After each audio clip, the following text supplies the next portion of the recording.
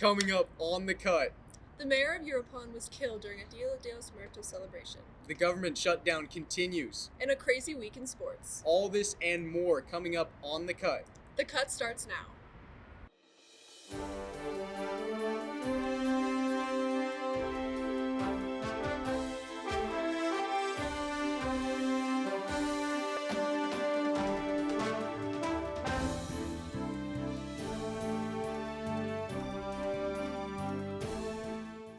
Hello and welcome to The Cut Network. I'm Sydney Voorhees. And I'm Ryan Moffat. Developing news out of Michoacan State, Mexico. The mayor of Uruapan, Carlos Alberto Manzo Rodriguez, was gunned down during the city's Day of the Dead celebration. He was rushed to the hospital where he later died, according to state prosecutor Carlos Torres Pina. The attacker has not yet been identified, but he was killed on the scene after shooting the mayor 7 times. A funeral procession for the mayor took place on Sunday, November 2nd. Citizens of Uruapan took to the streets to honor Manzo Rodriguez. They chanted, quote, "Justice, justice, out with the Morena," a reference to Mexican President Claudia Sheinbaum's party.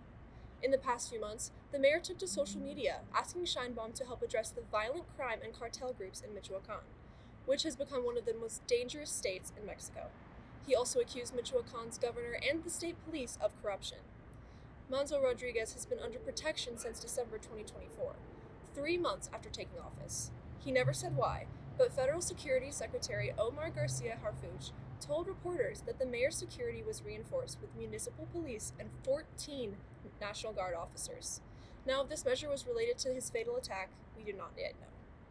Quote, "No line of investigation is being ruled out to clarify this cowardly act that took the life of the mayor," said Garcia Harfuch. Friday afternoon in Evanston, Chicago, a collision with a U.S. Border Patrol vehicle led to a physical altercation and arrest, where an agent punched a man in the head while pinned on the ground. Police are gathering video and other evidence for the Illinois Attorney General's office after the controversial arrest. 3 people were arrested following the Border Patrol vehicle being rear-ended by a sedan. Many people gathered around the vehicle and interfered with the agents during the arrest. Evanston has seen an increase in federal agents since President Donald Trump's immigration enforcement activities in Chicago. Community members have been working together to spread warnings of agent sightings and attempting to slow agents as they travel through the area. City officials and Mayor Daniel Biss have condemned the actions of the agents. Quote, "It is an outrage. Our message for ICE is simple. Get the hell out of Evanston." The Department of Homeland Security has stood with the agents and claimed that they were being aggressively tailgated and hit when making a U-turn. Ordinances have been passed by the city officials that declare city property as no ICE zones. The Evanston Police Department has begun sending supervisors to any scene involving immigration enforcement to gather information for the Attorney General's Civil Rights Division. We'll keep you up to date as more details come out. Last week, we brought news regarding Hurricane Melissa. Cut reporter Samuel Kabamba has an update. Samuel? Thank you, Sydney. Hurricane Melissa has left a path of widespread destruction across the northern Caribbean and beyond. From Jamaica to Cuba, Haiti to the Bahamas, communities are grappling with flooding, power failures, and massive infrastructure damage.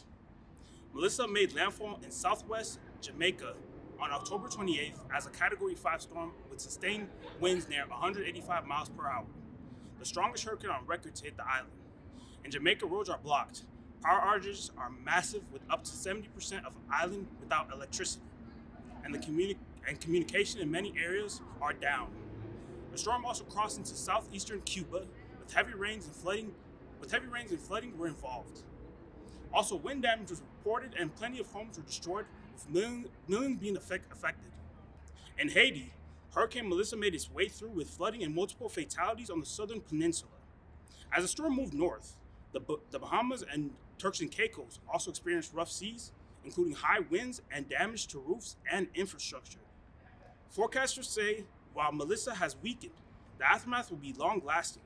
Power restoration, debris removal, and shelter for residents are the priority. Recovering teams from the US, UK, and other nations are sending aid. For the Cut Network, I am Samuel Kabama. Thank you, Samuel. We hope to see improvement in the coming weeks. Authorities are currently investigating an attack on Harvard University in Cambridge, Massachusetts. An explosion went off early Saturday in the Harvard Medical School, but no one was hurt but it appears to have been intentional, authorities said. University police stated an officer who responded to the fire alarm tried and failed to stop two unidentified people who ran from the Goldenson building, then went to the place where the alarm was triggered. The Boston Fire Department determined that the explosion was intentional, and the police said they did not find additional devices in the building. The police released 3 photos, captured by Harvard's security system, of 2 suspects wearing face coverings and sweatshirts. The authorities are still looking for these suspects. The government shutdown is making records. Here with those records is Cut reporter Deanna Nichiporig. Deanna? Thank you, Ryan. The U.S. government shutdown is on track to become the longest in American history on Wednesday, November 4th, after the Senate failed for the 14th time to move forward with the bill to end the stalemate. The Senate vote on the House passed continuing resolution ended with 54 in favor and 44 against, 6 votes short of the 60 needed to advance the legislation.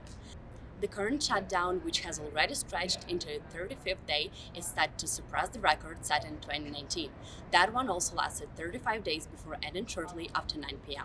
Despite failed vote, lawmakers on both sides say they're starting to see the outlines of a possible deal to open the government. Senate Majority Leader John Thune told reporters, quote, "There are people who realize this has gone on long enough. There has been enough pain inflicted on the American people, and it's time to end it." Quote. Some Republicans also say they expect more Democrats to be willing to vote to reopen the government following Tuesday's election. For the Cut Network, I'm Deanna Nichiporig. Thank you, Deanna. We will keep you guys updated on new developments on the situation. An Atlantic City police officer is being praised after his act of heroism where he jumped into frigid waters to rescue an injured dog. Officer Matt Schmidt saw the dog struggling in the water and knew he had to act quickly before it ran out of energy and drowned. Schmidt swam approximately 100 yards in order to reach the dog and help it back to shore. He described himself as a dog lover and said that he would do it again, but does not see himself as a hero. Quote, "Honestly, I was just trying to do my job. I'm just glad I got to save the dog." Animal Control took the dog afterward and treated its injuries. The dog is now in good health, according to Animal Control. Transformers are now a reality. Cut reporter Angel Garcia has more. Angel? Thank you, Sydney. Autobots, it's time to roll out with the latest technological innovation, Transformers. In recent weeks, a team of Turkish engineers built a fully functional robot car called Animan. This whip is capable of transforming from a BMW coupe into a towering humanoid robot at just a push of a button. Once activated, the vehicle's panels, hydraulics, and electric actuators synchronize in perfect precision, allowing it to lift itself upright, move its arms, and mimic human gestures. Co-founder of the company behind this model, Turgut Albagat, stated, "In car form, Antiman is mobile, and in robot form, it can move its head, neck, wrist, and fingers." End quote. While it can't walk yet, this project showcases how far robotics, control systems, and mechanical engineering have come. What was once done through movie effects and CGI has now come to life. Now, we're off to fight the Decepticons. For the Cut Network, I'm Angel Garcia. Thank you, Angel. That certainly is interesting. Now let's move on to entertainment with Cut Entertainment anchor Lizzie Hodel. Lizzie? Thank you, Sydney. Hello and welcome back to more entertainment news on The Cut. First, an update from last week's segment. Heidi Klum dressed as a very scary Medusa for Halloween. On Tuesday, actor Jonathan Bailey was announced as People magazine's Sexiest Man Alive in 2025. Bailey first rose to fame with his role in Bridgerton, but is mostly known for Fiyero and Wicked. Most recently, he was in Jurassic World Rebirth alongside Scarlett Johansson, and his newest movie, Wicked for Good, comes out on November 21st. Bailey said, quote, "It's a huge honor. Obviously, I'm incredibly flattered, and it's completely absurd. It's been a secret, so I'm quite excited for some friends and family to find out." He said he had only told his dog Benson before it was announced. Fans have criticized People magazine in the past for their choice. However, there is only excitement and enthusiasm, especially since he is the first openly gay honoree. This week, Hilary Duff is making a comeback in music as she releases her newest single, Mature.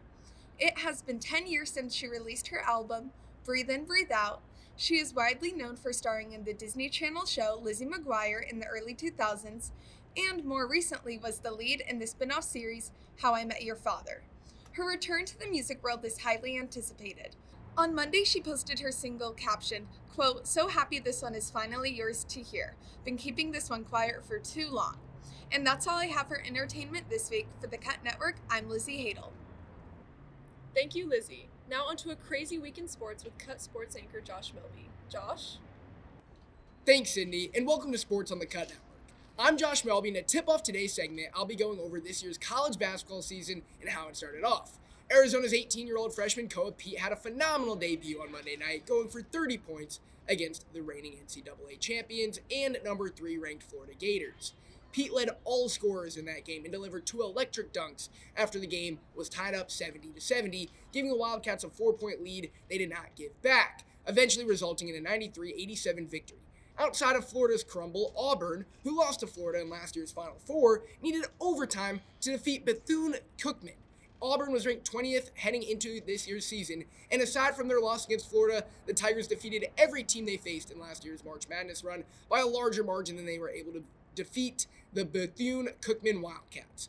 A couple wild finishes after night one of college basketball, but in the realm of baseball, the MLB World Series had quite the wild finish of its own. The Los Angeles Dodgers are your back-to-back World Series champions after defeating the Toronto Blue Jays in a Game 7 that went into 11 innings. Yoshinobu Yamamoto finished out the final 3 innings for the Dodgers and won the World Series MVP. Now, the Dodgers have claimed 3 pennants in the last 6 years following this back-to-back victory, and they are already looking to win once more. At the championship parade, first baseman Freddie Freeman told a sold-out crowd, quote, "Job in 2024 done, job in 2025 done, job in 2026 starts now," end quote. No team since the 1998-2000 New York Yankees were able to pull off a three-peat, but will the Dodgers be the next to do so? They currently are the preseason favorites, so it is certainly possible. But just like the 2025 MLB season, the sports segment has come to an end. For the Cut Network, I've been Josh Melby. Thank you, Josh. This spooky season, Manchester City striker Erling Haaland attempted to prank fans by dressing up as the Joker for Halloween, but he wasn't fooling anyone. Quote, "I've never dressed up as a character before. It's the first time," Haaland said. "I guess there really is a first time for everything." The Norwegian soccer star documented his adventure on his YouTube channel after his makeup artist transformed him into the supervillain. He commented, quote, "That looks sick." He proceeded to go to a store in costume to buy diapers and a pack of Premier League trading cards with his face on them. Haaland, who leads the Premier League with 11 goals, will be back to scare Liverpool defenders this weekend. Ryan, what'd you do for Halloween? I actually stayed in this weekend, wanted to give back to the youth. I wanted to pass out candy. No one came to my door, so I ate 1.5 pounds of chocolate. Still waiting to go to the bathroom. All right, a little self-care this weekend then. Thank you so much for watching The Cut. That's all we have for you guys this week. Make sure to follow us on Instagram at @thecut_network. Have a nice day.